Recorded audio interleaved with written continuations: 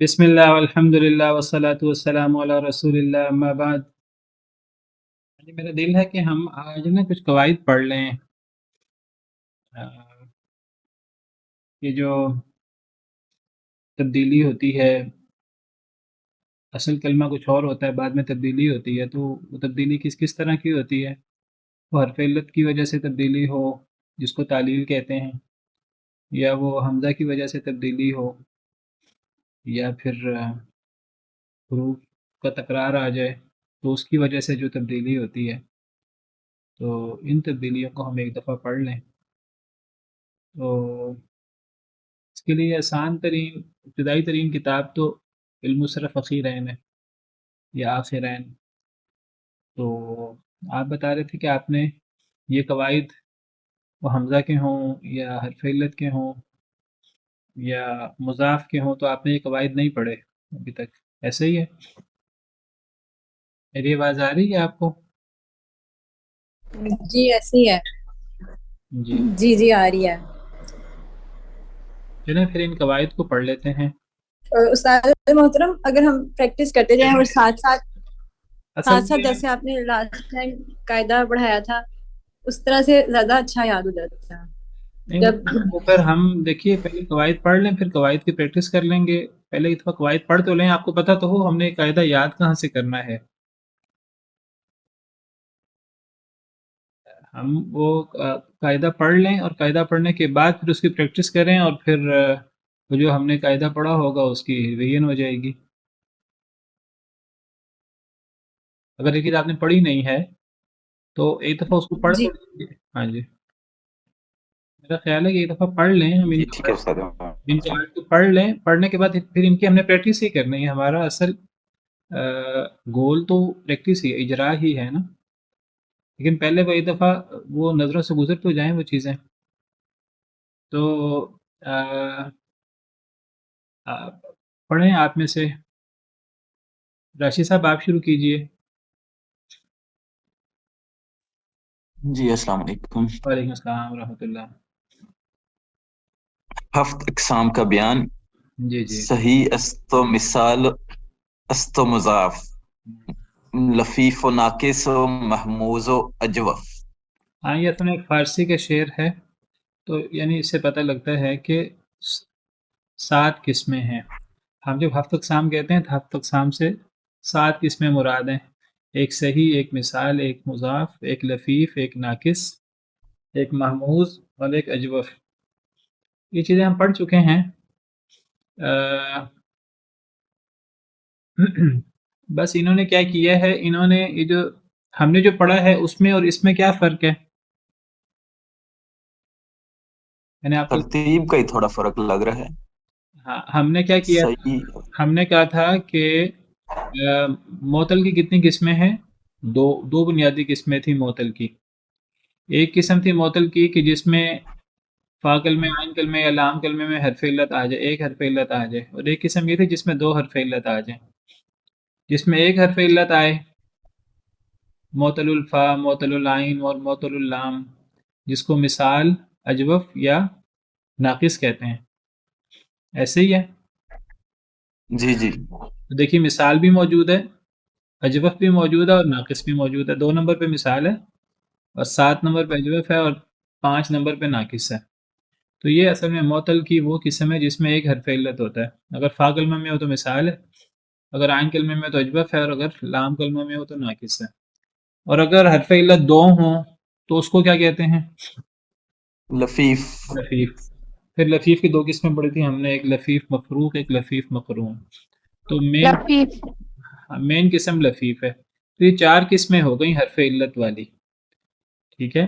مثال، اجوف، ناقص، جس میں ایک حرف علت اور اگر 2 حرف علت ہو تو لفیف. پھر ہم نے پڑھا تھا کہ یہ تو ہیں معطل کی 4 قسمیں. اصل میں 2 قسمیں ہیں، وہ ایک قسم کی مزید 3 قسمیں ہو کر، تو یہ 4 قسمیں بن گئیں ٹوٹل.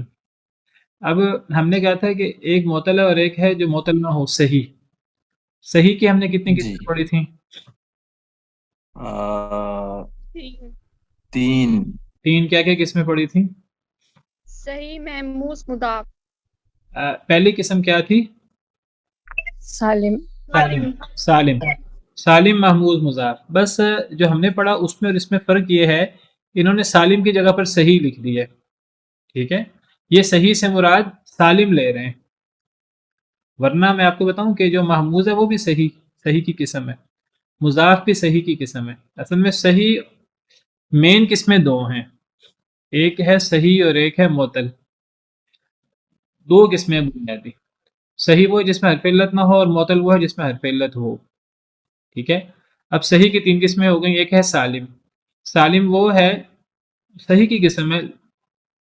صحیح اور سالم میں فرق یہ ہے کہ سالم حرف علت نہیں ہوتا اس صحیح میں، کی قسم. وہ صحیح کی قسم ہے، اس میں حرف علت نہیں ہوتا، لیکن اس میں حرف علت نہ ہونے کے ساتھ ساتھ نہ حمزہ ہوتا ہے نہ اس میں حرفوں کا تکرار ہوتا ہے. ٹھیک ہے، جی تو محموز یہ صحیح کی قسم ہے، حرف علت نہیں ہوتا اس میں لیکن اس میں حمزہ ہوتا ہے، اور پھر اور فا کلمے میں یا عین کلمے میں یا لام کلمے میں. اور مضاف یہ بھی صحیح کی قسم ہے، تو اس میں حرف اس علت میں نہیں ہوتا تکرار لیکن ہوتا اس ہے. میں تکرار ہوتا ہے دو حروف کا. اس کی بھی دو قسمیں ہیں آگے، مضاف ثلاثی، مضاف رباعی.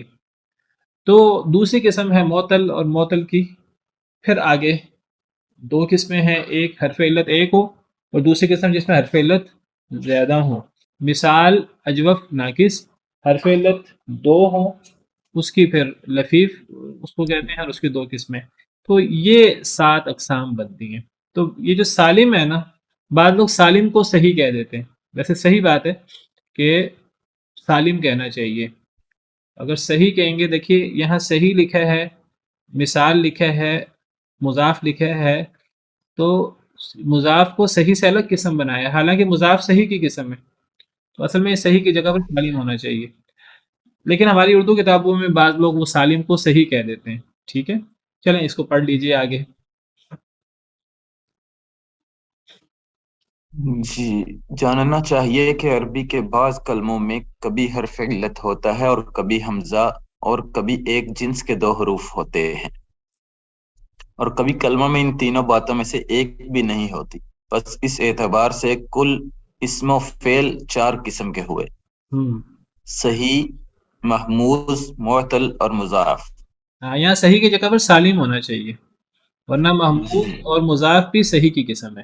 جی، اصل دو قسمیں ہیں، صحیح اور معتل. جی، پڑھیں بہرحال. صحیح اس کو کہتے ہیں کہ اس کا کوئی حرف اصلی حمزہ اور حرف علت نہ ہو، اور اس کے دو حرف اصلی ایک طرح کے نہ ہوں، جیسے ضرب، بعثر رجل، جعفر. یہ اصل میں سالم کی ڈیفینیشن ہے. یہ صحیح کی اصل تعریف ہے جس میں حرف علت نہ ہو بس. تو یہ اصل میں صحیح کی قسم سالم کی تعریف ہے. جی، جی ٹھیک ہے. محموز اس کو کہتے ہیں کہ اس کا کوئی حرف اصلی حمزہ ہو. اس کی 3 قسمیں ہیں. اگر فا کلمہ کی جگہ حمزہ ہو تو محموز الفا، جیسے امرا، امرن. اگر عین فعل کلمہ ہے، کی جگہ حمزہ ہو. ہمارا فعل اور امر اسم ہے. یہ جو ساری اقسام ہیں، یہ 7 اقسام، یہ فعل کی بھی ہوتی ہیں، اسم کی بھی ہوتی ہیں. تو یہ فعل کی مثال بھی دے رہے ہیں اور اسم کی مثال بھی دے رہے ہیں. جی، اگر عین کلمہ کی جگہ حمزہ ہو تو محموز العین، جیسے سأل رأسن. اگر لام فعل ہے، کلمہ کی جگہ سأل فعل ہے، راسون اسم ہے. جی، جی، اگر لام کلمہ کی جگہ حمزہ ہو تو محموز اللام، جیسے کرا جزءن. یہاں پہ کرا فعل ہے اور جزءن یہ اسم ہے. یہاں تک کلیئر ہے.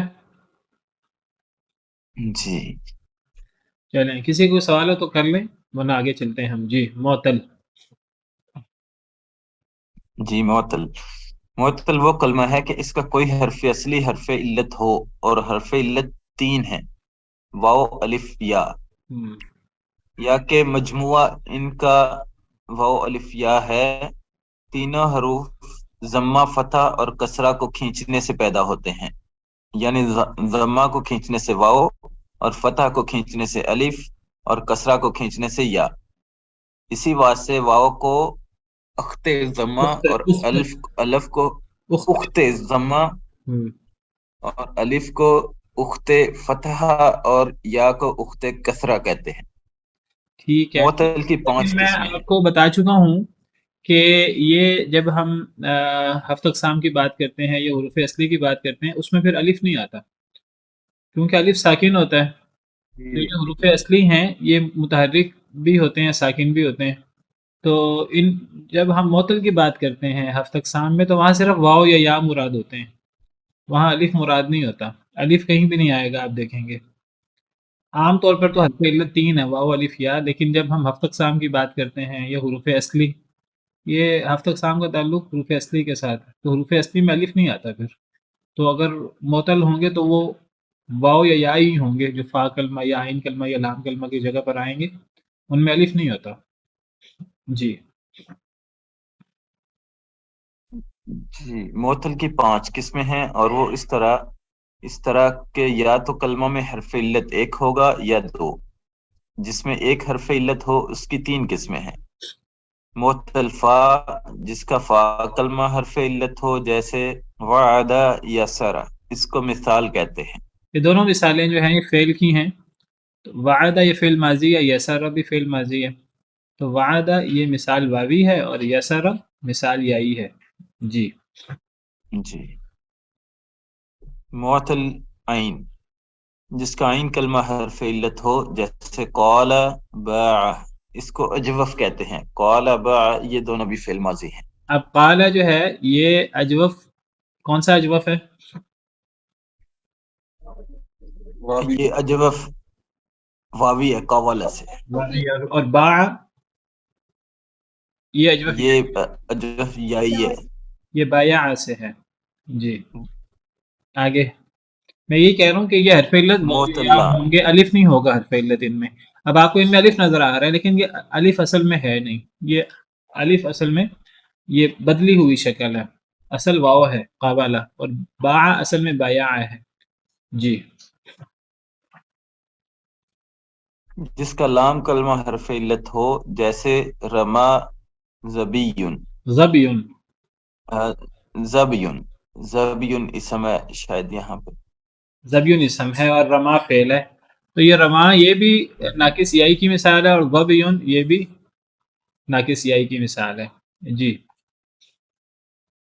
بس اگر لام کلمہ واو ہے تو ناقص واوی کہلائے گا، اور یا ہو تو ناقص یائی کہلائے گا۔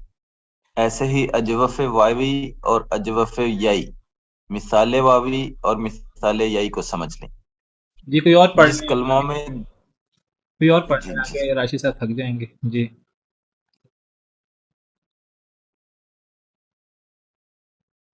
جی وقاص صاحب آپ پڑھ لیجئے۔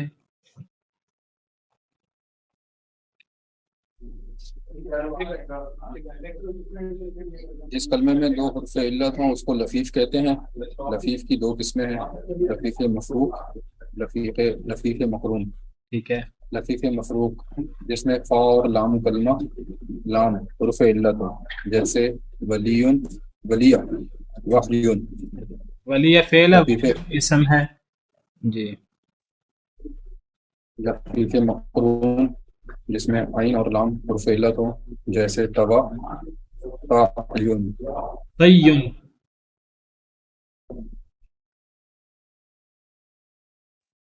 جی مضاف، طیّن جو ہے نا، طیّن کیا ہے؟ یہ اصل میں اسم ہے، یہ وہی طوا سے ہے اسم۔ جی اس میں ایک واو ہے اور ایک یا ہے۔ جی مضاف وہ کلمہ ہے جس میں 2 حرف اصلی ایک جنس کے ہوں، اس کی 2 قسمیں ہیں۔ مضاف ثلاثی جس کا عین اور لام ایک جنس ہو، جیسے سرہ، سببن۔ مضاف رباعی جس کا فا کلمہ اور پہلا لام اور عین کلمہ اور دوسرا لام ایک جنس کے ہوں، اس میں جو رباعی ہوتا ہے جیسے نا، رباعی جو ہوتا ہے، رباعی میں اصل میں 3 حروف اصلی، 4 حروف اصلی ہوتے ہیں۔ تو جب 4 حروف اصلی ہوتے ہیں، پہلے کو فا کلمہ کہتے ہیں، دوسرے کو عین، تیسرے کو پہلا لام اور چوتھے کو دوسرا لام۔ تو مضاف رباعی میں یعنی پہلا اور تیسرا کلمہ ایک ہی ہوگا، فا اور پہلا لام، اور دوسرا اور چوتھا کلمہ یعنی عین کلمہ اور دوسرا لام کلمہ ایک ہی ہوگا۔ جیسے مضمض، حصحص. تو یہ پہلا میم اور دوسرا میم، پہلا میم فا کلمہ ہے اور دوسرا میم پہلا لام ہے، اور ضاد یہ عین کلمہ ہے اور اگلا ضاد یہ دوسرا لام کلمہ ہے. جی جیسے زلزلہ جی یہ بھی اسی میں آتا ہے ہاں، بہت مثالیں ہیں اس کی. جی جی کہ فعللہ کے وزن پر مضاف رباعی ہیں.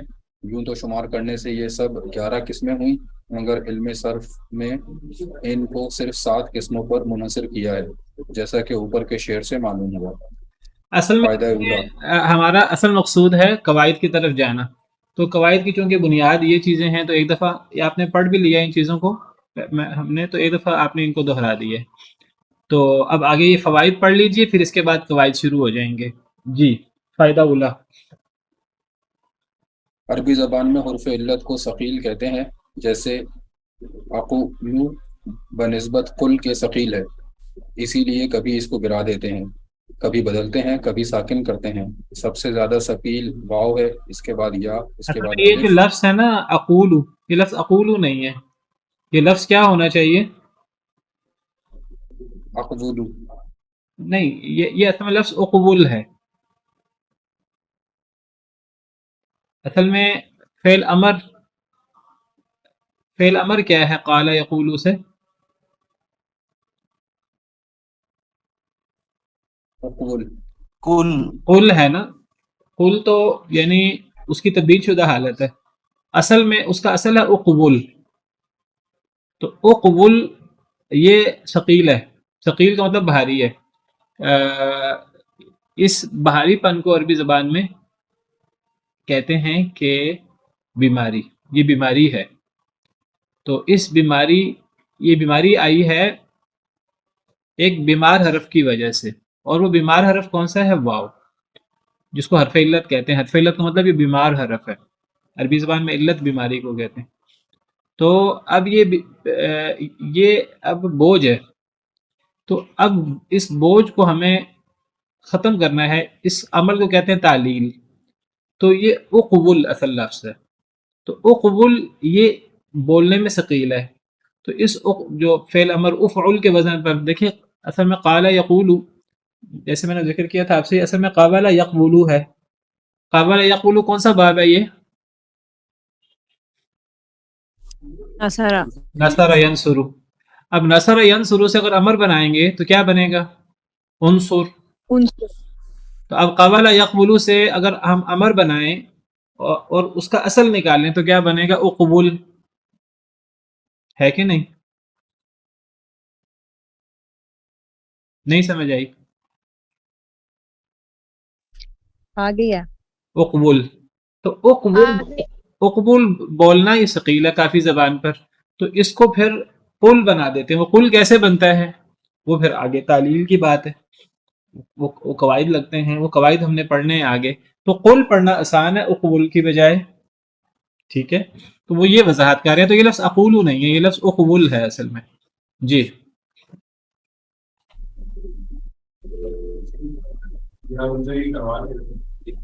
اور الف اور حمزہ میں فرق ہے کہ الف ہمیشہ ساکن ہوتا ہے، اور اس کو پڑھنے میں زبان کو جھٹکا نہیں دینا پڑتا، بلکہ نہایت سہولت سے ادا ہو جاتا ہے.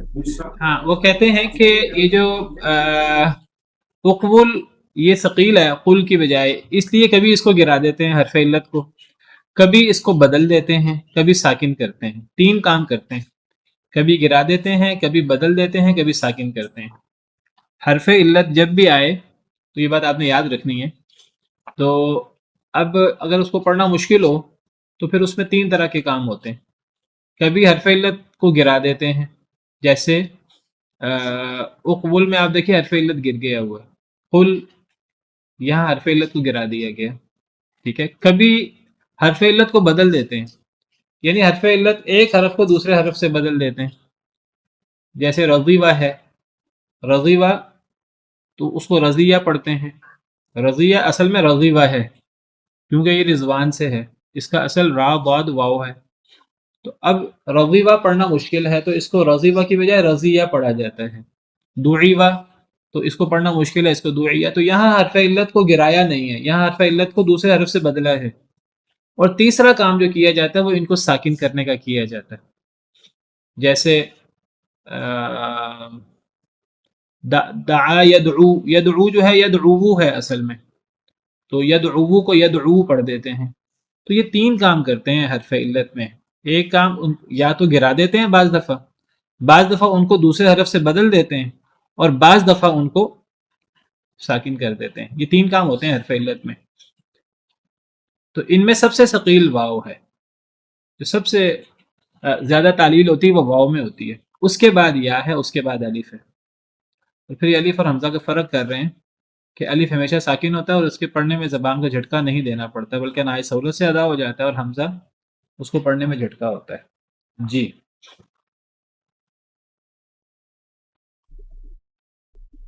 اور جو صرف الف کی صورت میں متحرک ہو یا ساکن ہو یا زبان کو جھٹکا دے کر پڑھا جائے وہ حمزہ ہے. جیسے امرا، سہلا، قرا، راسن، بوسن، زیبن. یہ بات کلیئر ہے میرا خیال ہے آپ لوگوں کے لیے، بات سمجھ میں آ گئی. جی اگلا آپ. فائدہ ثانیہ، حرف علت جب ساکن ہو اور اس سے پہلے حرف کی حرکت اس کے موافق ہو تو مدہ کہلاتا ہے.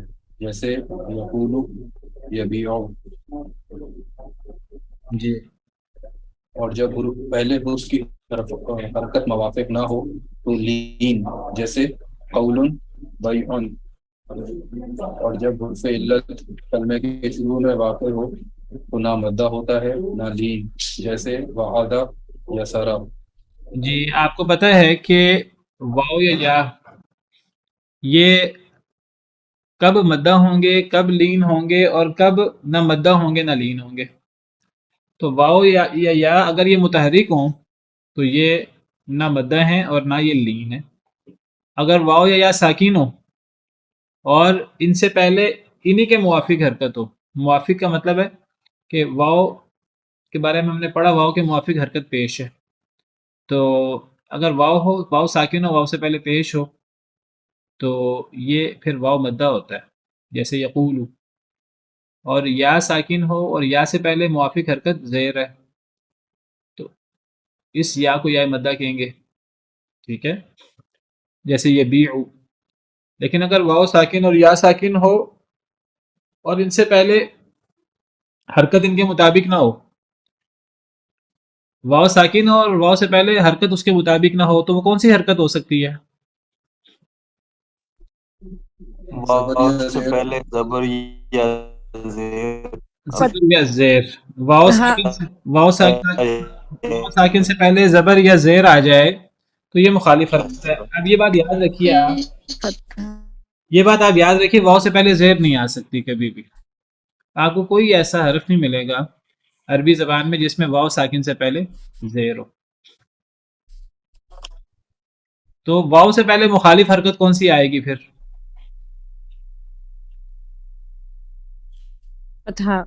فتح. یعنی اب واو اگر ساکن ہو یا تو اس سے پہلے موافق حرکت ہوگی پیش، تب واو مدہ ہوگا. اگر واو ساکن ہو اور اس سے پہلے مخالف حرکت ہو تو وہ ایک ہی اس کی صورت ہے، وہ ہے فتحہ، زبر. زیر نہیں آ سکتی واو سے پہلے. کوئی ایسی مثال نہیں ہے کہ واو سے پہلے زیر آ جائے. اگر کبھی واو سے پہلے زیر آ جائے تو وہ واو نہیں رہتا، وہ واو یا سے بدل جاتا ہے. یعنی آپ کو کوئی عربی زبان میں ایسی مثال نہیں ملے گی کہ واو ساکن اور اس سے پہلے زیر ہو. تو پھر اب واو ساکن سے پہلے مخالف حرکت زبر ہی ہو سکتی ہے، اور اس کو کہتے ہیں حرف لین. اگر واو ساکن ہو پیچھے زبر ہو، جیسے خوف ہے. ٹھیک ہے. اچھا اب یا، تو یا سے پہلے موافق حرکت زیر ہے. اگر یا ساکن ہو، یا سے پہلے موافق حرکت زیر ہے، تو اس کو تو حرف مدہ کہیں گے. جیسے العالمین، الرحیم، الدین. اور اگر یا ساکن ہو اور اس سے پہلے موافق حرکت نہ ہو یعنی زیر نہ ہو، تو یا ساکن سے پہلے مخالف حرکت کیا کیا ہو سکتی ہے؟ فتح اور ضمہ. فتح اور ضمہ. لیکن آپ کو کوئی ایسا عربی کلمہ نہیں ملے گا جس میں یا ساکن اور پیچھے پیش آ جائے، ضمہ آ جائے. ایسی کوئی مثال پوری لغت عرب میں نہیں ہے. اور اگر کبھی ایسی مثال آ جائے، کبھی اگر ایسی مثال آ جائے تو پھر کیا کرتے ہیں؟ پھر اصل میں وہ یا رہتی نہیں ہے، وہ یا واو بن جاتی ہے. یعنی آپ کو ایسی مثال نہیں ملے گی یا ساکن اور اس سے پہلے پیش آ جائے. تو اب یا کے مخالف حرکت یا ساکن ہو، اس سے مخالف حرکت صرف زبر ہی ہو سکتی ہے، تو اس کو حرف لین کہتے ہیں. تو واو ساکن ہو یا ساکن ہو اور اس سے پہلے زبر ہو تو ان واو یا کو واو یا لین کہتے ہیں. جیسے صیف، بینہ، جیسے بیعن. اور واو یا ساکن اور واو سے پہلے پیش اور یا سے پہلے زیر، اس کو ان واو یا کو لین کہیں گے. اور اگر واو یا ساکن ہوئی نہ متحرک ہوں تو یہ واو یا وہ ہیں جو نہ مدہ ہے نہ لین ہے. جی مدہ کہنے کی وجہ یہ ہے کہ مدن کے معنی کھینچنے اور دراز کرنے کے ہیں، اور یہ حروف حرکت کو کھینچنے اور دراز کرنے سے پیدا ہوتے ہیں. جیسا پہلے معلوم ہو چکا ہے، لین اس لیے کہتے ہیں کہ لین کے معنی نرمی کے، اور یہ حروف سکون کی حالت میں نرمی سے ادا ہو جاتے ہیں. ٹھیک ہے. فائدہ ثالثہ. فائدہ ثالثہ، حرف علت اور حمزہ اور ایک جنس کے دو حرف آ جانے سے الفاظ میں ثقل آ جاتا ہے. ثقل کہتے ہیں اس کو، ثقل. جی ثقل آ جاتا ہے. اس کے دور کرنے کے بعد جی تو یہ حرف علت اور حمزہ اور ایک جنس کے دو حرف آنے سے الفاظ میں ثقل آ جاتا ہے، بوجھ آ جاتا ہے. یہ بوجھ حمزہ کی وجہ سے بھی ہوتا ہے، تکرار یعنی مضاف ہونے کی وجہ سے بھی ہوتا ہے، اور حرف علت کی وجہ سے بھی ہوتا ہے. تو اب اس ثقل کو، اس بوجھ کو دور کرنا ہوتا ہے. اب یہ دور کرنے کے کئی طریقے ہیں، کئی قواعد ہیں.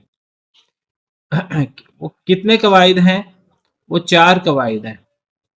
ایک کو حذف کہتے ہیں، ایک کو ابدال کہتے ہیں، ایک کو اسکان کہتے ہیں، ایک کو ادغام کہتے ہیں. 4 قاعدے ہیں.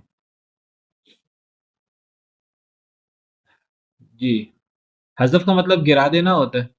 تو ہم پڑھ رہے تھے کہ حرف علت آنے کی وجہ سے یا حمزہ آنے کی وجہ سے یا تکرار آنے کی وجہ سے الفاظ میں ثقل آ جاتا ہے، بوجھ آ جاتا ہے. اب اس بوجھ کو ختم کرنے کے لیے کچھ قواعد ہیں. وہ کتنے قواعد ہیں؟ وہ کل 4 قواعد ہیں. ایک حذف ہے، ایک ابدال ہے، ایک اسکان ہے اور ایک ادغام. 4 قواعد ہیں. یہ جو 3 قسم کے بوجھ آتے ہیں. حذف کا مطلب ہے گرا دینا. حذف کا مطلب گرا دینا. جیسے لم یدعو، یدعو کے پیچھے اگر لم لگائیں گے تو لم یدعو، اب اس میں واو گر گیا ہے. ابدال، ایک حرف کو دوسرے حرف سے بدلنا، جیسے قالا اصل میں قابلہ تھا، واو کو الف سے بدل دیا. اسکان، حرف سے حرکت گرا دینا، جیسے یدعو اصل میں یدعو تھا تو واو کو ساکن کر دیا. یہ 3 چیزیں تو ہم پیچھے بھی پڑھ چکے ہیں. ایک چوتھی چیز ہے، اس کو کہتے ہیں ادغام. ادغام کس میں ہوتا ہے؟ یہ مضاف، یہ جو ایک حرف کا تکرار آ جائے تو ایک جنس کے 2 حرفوں میں سے ایک کو دوسرے کے ساتھ ملا کر پڑھنا، جیسے ذبہ اصل میں ذبابہ تھا. تو یہ 4 طریقے ہیں جن 4 طریقوں سے اس ثقل کو دور کیا جاتا ہے، جو حرف علت آنے سے یا حمزہ آنے سے یا 2 حرفوں کا تکرار ہونے سے ہوتا ہے. فائدہ رابعہ، چوتھا فائدہ، ہفت اقسام میں جو تغیر معطل میں، جی ہفت اقسام میں جو تغیر معطل میں ہوتا ہے اس کو اعلال یا تعلیل کہتے ہیں، اور جو محموز میں ہو اس کو تخفیف، اور جو مضاف میں ہو اس کو ادغام. ٹھیک ہے. یعنی اب یہ پتہ لگا، دیکھیے تین چیزیں ثقل پیدا کرتی ہیں. ایک حرف علت کا ہونا، معطل ہونا، چاہے وہ فا کلمہ میں ہو، چاہے وہ عین کلمہ میں ہو، چاہے وہ لام کلمہ میں ہو، چاہے وہ ایک کلمے میں 2 دفعہ حرف علت آ جائے، جیسے جس کو لفیف کہتے ہیں ہم. اب اگر ثقل حرف علت کی وجہ سے ہوگا تو اب اس ثقل کو دور کرنے کے لیے جو عمل کیا جائے گا، اس عمل کا نام اصطلاح میں اعلال یا تعلیل ہے. تو جب کہا جاتا ہے نا تعلیل یا تعلیلات، تو تعلیلات سے مراد حرف علت آنے کی وجہ سے جو کلمے کے اندر بوجھ پیدا ہوتا ہے، ثقل پیدا ہوتا ہے، تو اس ثقل کو جو دور کیا جاتا ہے، تو اس عمل کو کیا کہتے ہیں؟ اعلال یا تعلیل. جیسے قوالہ، تو قوالہ کو قالہ جو تبدیل کرتے ہیں ہم، تو اس عمل کو ہم کیا کہیں گے؟ قوالہ سے قالہ پڑھنے کو تعلیل کہیں گے یا اعلال کہیں گے. ٹھیک ہے. اور جو تغیر محموز میں ہو اس کو تخفیف کہتے ہیں. اگر حمزہ آنے کی وجہ سے جو بوجھ پیدا ہوتا ہے کلمے میں، اس بوجھ کو اگر دور کرنا ہو، اس بوجھ دور کرنے کو اصطلاح میں تخفیف کہا جاتا ہے.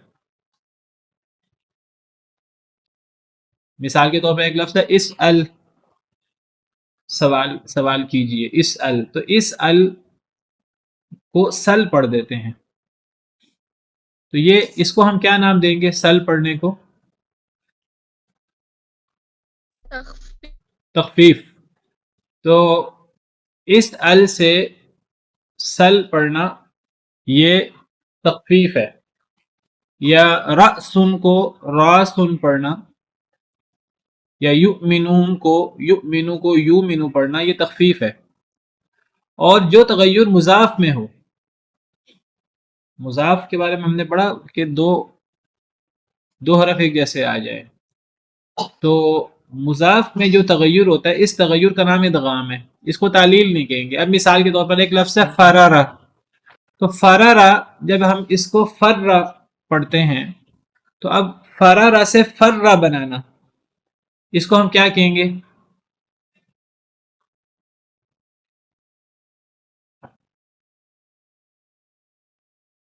فرارا سے اس کو ادغام کہیں گے. یہ ادغام ہے. نہ ہم اس کو اعلالیہ تعلیل کہیں گے، نہ ہم اس کو تخفیف کہیں گے، اس کو ادغام کہتے ہیں.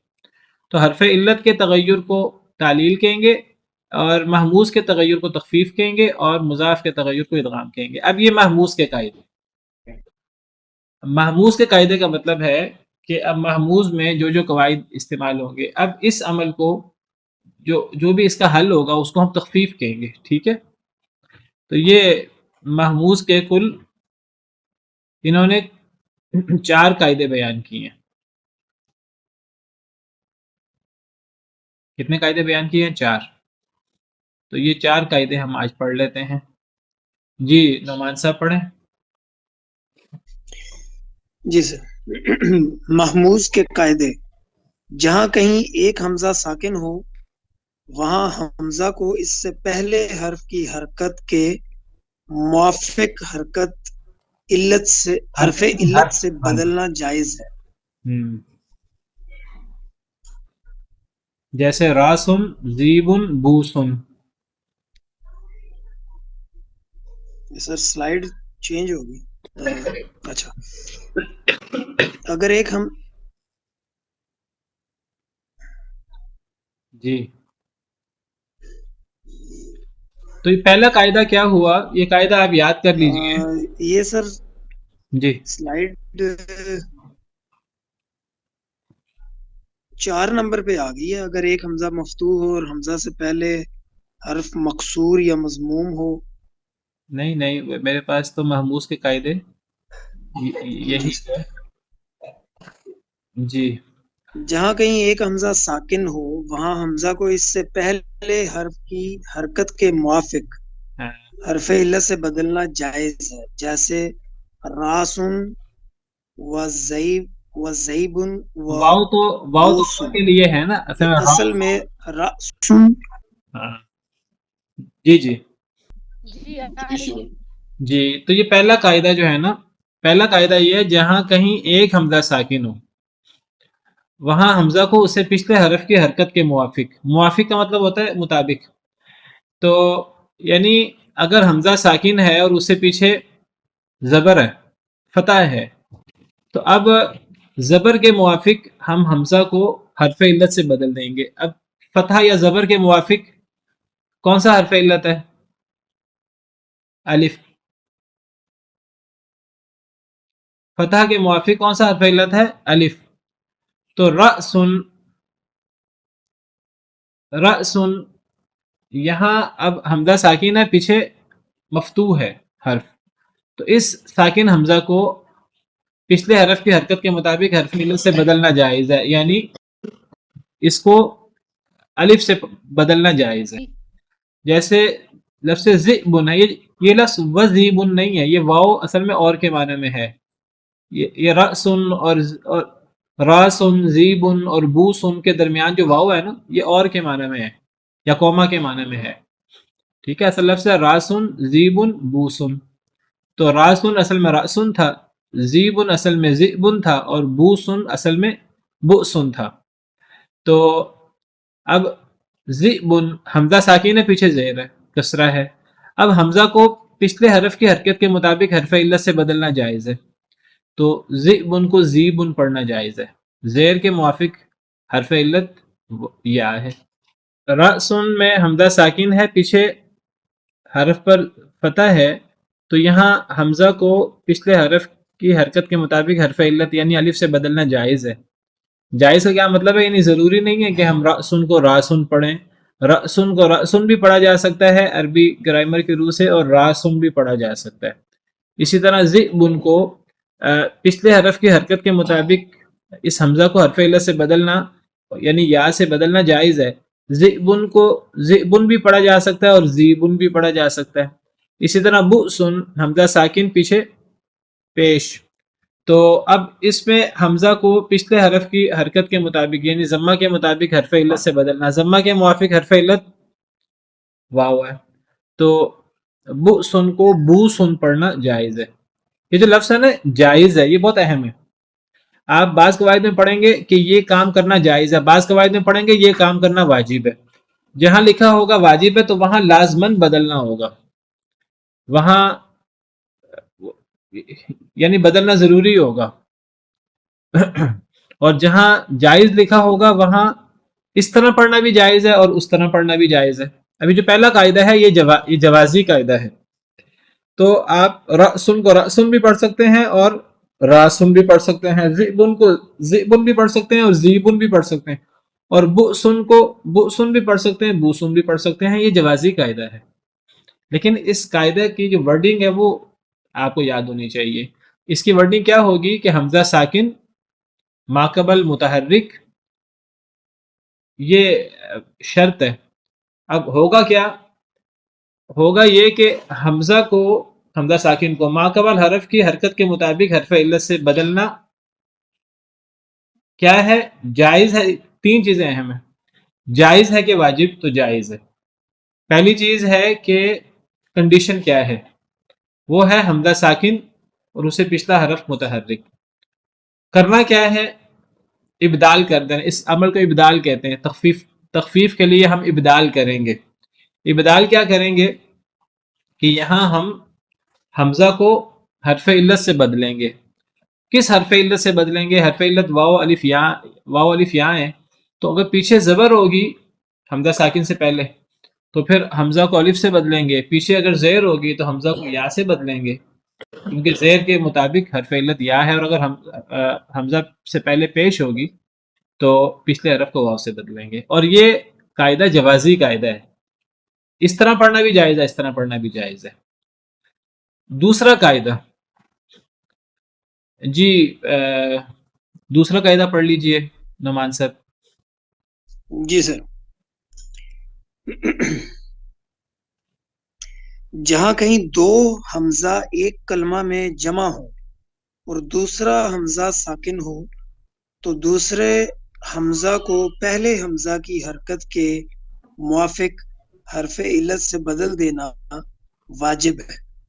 جیسے آمنا اومنا اومینا ایمانن کہ اصل میں آمنا اومینا اور ایمانن تھے. بالکل ٹھیک.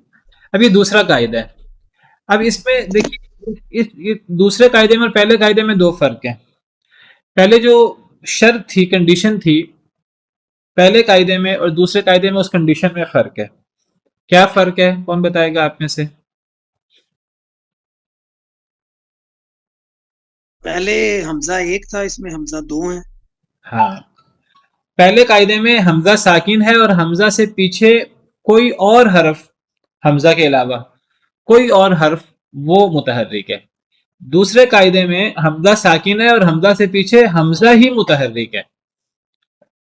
یہ فرق ہے، دونوں ملتے جلتے قاعدے ہیں، بس فرق یہ ہے کہ پہلے قاعدے میں آپ دیکھیے رأسن، یہ حمزہ ساکن ہے پیچھے را مفتوح ہے، ذئبن حمزہ ساکن ہے پیچھے ذال مکسور ہے، بؤسن حمزہ ساکن ہے پیچھے با مضموم ہے. یہاں کیا ہوگا، یہاں حمزہ ساکن ہوگا پیچھے حمزہ ہی متحرک ہوگا، چاہے مفتوح ہو چاہے مکسور ہو چاہے مضموم ہو. مفتوح کی مثال جیسے امانا، مضموم کی مثال جیسے اؤمنا، اور مکسور کی مثال جیسے ایمانن. یہ تو کنڈیشن کا فرق ہو گیا نا. اب کرنا کیا ہے، کرنا وہی ہے جو پہلے قاعدے میں کیا تھا کہ حمزہ کو پچھلے حرف کی حرکت کے مطابق حرف علت سے بدلنا ہے. یہاں بھی یہی کام کرنا ہے، لیکن اب یہاں فرق ہے. وہ فرق یہ ہے کہ پچھلے قاعدے میں یہ کام کرنا جائز تھا، یہاں یہ کام کرنا واجب ہے. واجب کا کیا مطلب، یہ ضروری ہے. ضروری کا مطلب ہے کہ اب اگر آپ کے سامنے لفظ امانا آ جائے تو آپ نے اس کو امانا نہیں پڑھ سکتے، آپ اس کو لازماً آمانا ہی پڑھنا ہوگا. اور اگر اؤمنا آ جائے تو اؤمنا نہیں پڑھ سکتے، اس کو ہمیں اومنا پڑھنا لازمی ہے، واجب ہے. اور ایمانن آ جائے تو اس کو ہم ایمانن نہیں پڑھ سکتے، اس کو ایمانن پڑھیں گے، اور یہ واجب ہے پڑھنا. تو آمنا، یہ جو ہم آمنا پڑھتے ہیں قرآن میں جگہ جگہ آمنا آتا ہے، یہ جو دونوں قاعدے نا، پہلا دوسرا قاعدہ، یہ بہت زیادہ استعمال ہوتے ہیں. تو جو آمنا ہم پڑھتے ہیں اصل میں امنا ہوتا ہے، یہ افعل وزن ہے. تو یہ جو پہلا حمزہ ہوتا ہے باب فعال کا ہوتا ہے، اور کھڑی زبر ہمیں حمزہ پہ نظر آ رہی ہوتی ہے، کھڑی زبر نہیں، اصل میں یہ امانا ہے. تو وہ جو فا کلمہ کا حمزہ ہے تو اس حمزہ کو اصل میں الف سے بدلا ہوا ہے. کیوں بدلا ہوا ہے؟ کیونکہ یہ وجوبی قاعدہ ہے کہ امانا کو ہمیں آمنا پڑھنا ہے. اب اسی کا مجہول اؤمنا افعلا کے وزن پر، تو اس کو اومنا پڑھنا ضروری ہے. اور اسی کا مصدر ایمان، اس کو ایمانن پڑھنا ضروری ہے. تو یہ دونوں قاعدے بہت زیادہ استعمال ہوتے ہیں. دونوں قاعدوں کا میں فرق آپ کو سمجھ آ گیا؟ جی سر. چلیں تیسرا قاعدہ پڑھ لیجئے. جس جگہ ایک حمزہ متحرک ہو اور اس سے پہلے ساکن ہو تو جائز ہے کہ حمزہ کی حرکت پہلے حرف کو دے دیں اور حمزہ کو گرا دیں. جیسے یسالو کے اصل میں یسالو تھا. اب یہ تیسرا قاعدہ، اب یہ تیسرا قاعدہ یہ پہلے قاعدے کے بالکل الٹ ہے. پہلے قاعدے سے بالکل الٹ کیسے ہے؟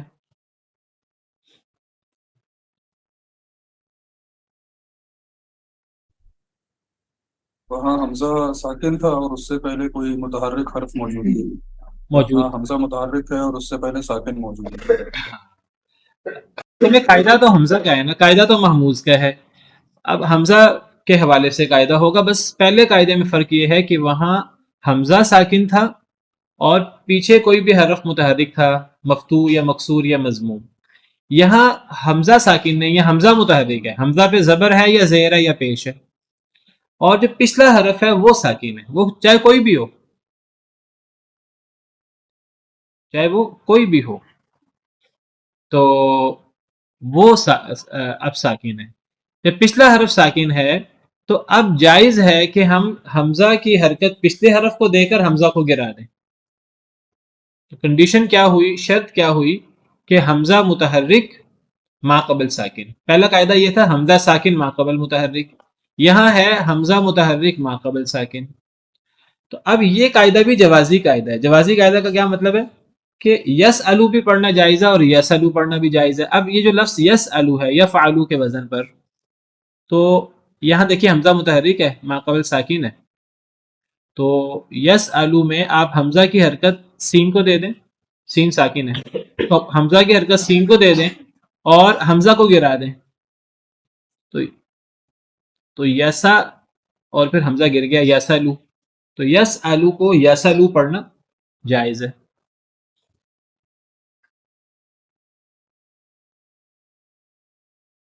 اسی طرح حمزہ مقصور ہو پیچھے ساکن ہو، حمزہ مضموم ہو پیچھے ساکن ہو، تو وہاں بھی یہ عمل جائز ہے. اس کو نقل حرکت کہتے ہیں اس عمل کو.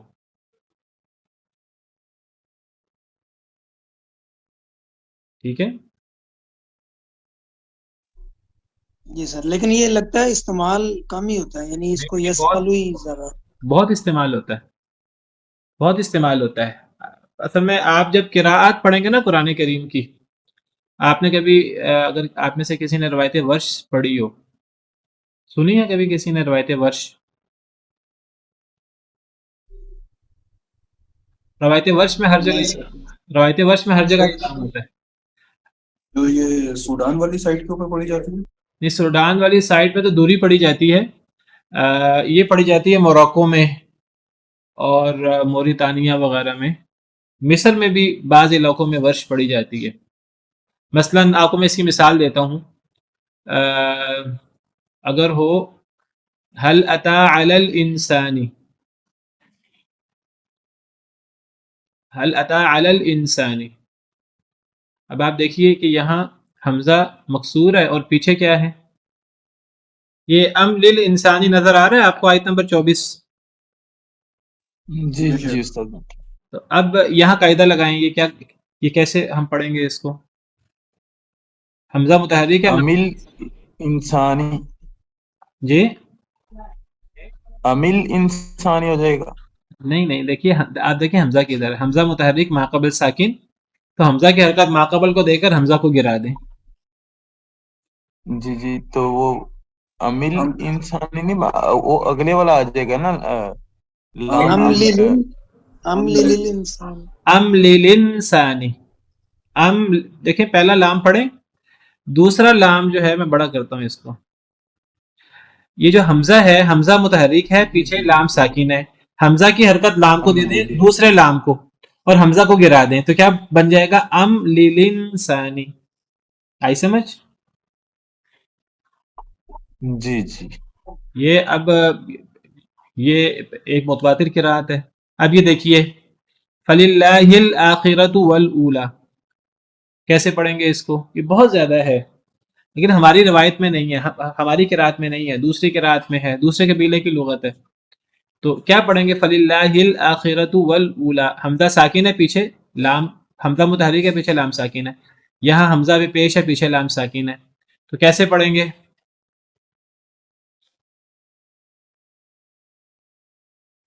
ولولا، فَلِلَّهِ الْآخِرَةُ وَالْأُولَى. ٹھیک ہے. اسی طرح یہ شیئن الا، شیئن الا، اس کو کیا پڑھیں گے؟ یہ شیئن میں آپ دیکھیں ہم حمزہ کے بعد تنوین کو نا ہم نون ساکن کے انداز میں پڑھتے ہیں. شیئن الا، کیا پڑھیں گے اس کو ہم؟ حمزہ کی حرکت پیچھے دے دیں اور حمزہ کو گرا دیں. شیئن اللہ، شیئن الا، کیا بنے گا؟ شیئن الا. شیئن اللہ. تو یہ بہت زیادہ ہے. بہرحال میں نے وقت ختم ہو گیا ہمارا. تو اسی طرح یہ الکم الذکر ولہ الانثی، تو کیا پڑھیں گے اس کو؟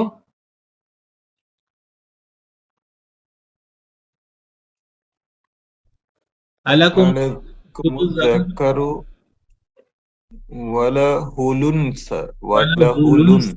بالکل ولہ الانثی. بہت زیادہ ہے یہ. میں انشاءاللہ کسی وقت ٹائم ملے گا تو آپ کو میں روایت ورش سناؤں گا کسی وقت تلاوت، تو اس میں آپ دیکھیں گے کہ وہ اسی طرح ہی ہر جگہ ہوا ہے. قد افلح ہے، تو کیا پڑھیں گے؟ قد افلح، قد افلح. قد افلح. تو یہ بہت زیادہ ایک قاعدہ استعمال ہوتا ہے. ٹھیک ہے. تو چلیں یہ چوتھا قاعدہ بھی پڑھ لیں تو تاکہ ہمارے محموز کے قاعدے ہو جائیں. یہ نعمان صاحب یہ پڑھ لیں پھر ہم ختم کریں. جی سر. اگر ایک حمزہ مفتوح ہو اور حمزہ سے پہلے حرف مکسور یا مضموم ہو تو حمزہ کو پہلی حرکت کے موافق حرف علت سے بدل. ٹھیک ہے ٹھیک ہے. پہلی حرکت کے پہلے موافق حرف کی حرکت کی، پہلے حرف کی حرکت کے موافق. جی پہلے حرف کی حرکت کے मुआफिक हरफ इल्लत से बदल देना जायज है। یہ بھی جواز जैसे ہم، सुआल सुआलुन सुआलुन से सुआलुन और سؤال मिअरुन سے से سؤال سے سوال، میئر سے میئر، یہ قاعدہ بھی بہت زیادہ استعمال ہوتا ہے، ہماری قرأت میں استعمال نہیں ہوتا۔ اصل میں دیکھیے جو مختلف قراءات ہیں نا وہ ایک لغت کے مطابق ہوتی ہیں، دوسری قراءت دوسری لغت کے مطابق ہوتی ہیں، یہ قاعدہ بھی بہت زیادہ استعمال ہوتا ہے لیکن دوسری لغت میں دوسری قراءت میں تو تو حمزہ متحرک پیچھے ساکن نہیں ہے، پیچھے ساکن ہو پھر تو نقلی حرکت ہو جائے گی۔ حمزہ متحرک، حمزہ مفتوح، حمزہ مفتوح ہو، متحرک نہیں، حمزہ پہ زبر ہو، پیچھے متحرک ہو، مکسور یا مضموم، ٹھیک ہے، پیچھے زبر نہ ہو، پیچھے مکسور ہو یا مضموم ہو، جیسے سؤال اس میں حمزہ پہ زبر ہے پیچھے پیش ہے، اور میئر حمزہ پہ زبر ہے پیچھے زیر ہے، تو ان دونوں صورتوں میں حمزہ کو پچھلے حرف کی حرکت کے موافق حرف علت سے بدلنا جائز ہے۔